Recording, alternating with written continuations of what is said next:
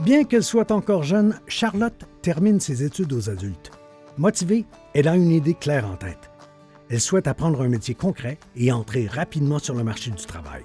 Son parcours la conduit aujourd'hui vers les CFP de sa région, où elle cherche des réponses à ses questions. Bonjour! Allô? On a de la belle visite aujourd'hui? Moi, c'est Charlotte. Je viens visiter le DEP. Bien, bienvenue, Charlotte. Moi, c'est Valérie. Je suis enseignante en arpentage. Notre métier est un petit peu mystérieux, hein? Parce qu'effectivement, on n'entend pas beaucoup parler de nous, mais pourtant, on est partout. Tout ce qui est construction, on doit être là. Puis pourquoi on nous connaît pas tant? Parce que souvent, on travaille seul. On passe souvent un peu dans l'ombre. Les maisons ne sont pas construites à cet endroit-là pour rien. C'est parce qu'il y a eu des calculs qui ont été faits. Donc, on a positionné les maisons là.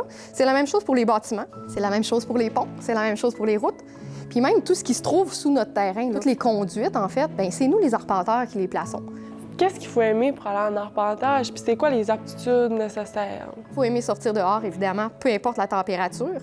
Il faut quand même aimer aussi les ordinateurs, donc aimer aussi voir l'évolution de toutes les technologies. On adore les chiffres. Il faut aimer se casser la tête un petit peu aussi, là.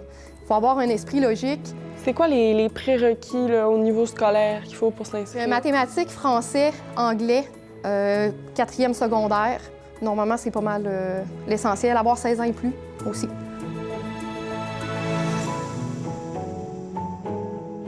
C'est quoi une journée type en arpentage? Une journée sur la construction, par exemple, bien souvent, tu vas partir de chez toi avec tous tes équipements, ton véhicule, et toute la journée, dans le fond, on va suivre l'équipe, on va suivre l'évolution, et c'est nous qui va dire, bien, si c'est de la route, elle passe où, la route? Elle va passer à quelle élévation? Une fois qu'on a terminé d'informer les travailleurs, bien, on va repasser derrière pour valider que ce qu'ils ont fabriqué est bon. Charlotte, ici, on a une station totale qui est robotisée. On a des gens ici qui se promènent avec un prisme 360.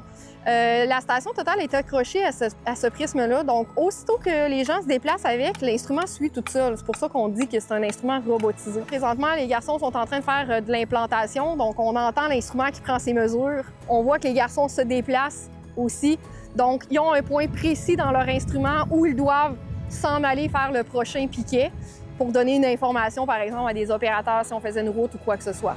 Dans le fond, ça permet de prendre les données qui ont été inscrites. Nous, on est capable d'apporter des dessins autant que des données à l'intérieur. On pourrait même apporter une surface. C'est quoi une surface? C'est vraiment un plan topographique, donc des données de terrain avec les élévations pour être capable de vouloir les atteindre, chose qu'on va mettre sur nos piquets, justement, des élévations.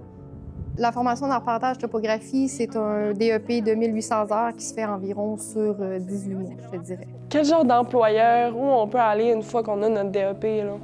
Donc, en arpentage, il y a vraiment beaucoup de diversité. Donc, on a parlé tantôt de l'arpenteur géomètre pour qui on peut aller travailler. On a parlé aussi de la construction, donc peut-être les entrepreneurs en génie civil, beaucoup. Aller travailler dans les mines, pour les puits de pétrole. Pour les firmes de génie conseil, on pourrait travailler pour les municipalités, principalement les grandes villes, puisque les municipalités vont plutôt aller en location. Puis un salaire moyen, ça ressemble à quoi? 20-23 peut-être pour un arpenteur géomètre, alors que la construction, on pourrait y aller plus dans le 30-40 de l'heure, vraiment. Fait que ça va vraiment dépendre du milieu dans lequel on va se diriger.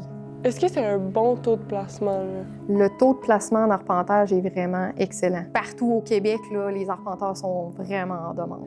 Je suis contente, j'en ai appris beaucoup que je savais pas sur l'arpentage, donc merci. Bien, ça me fait Bonne journée. plaisir.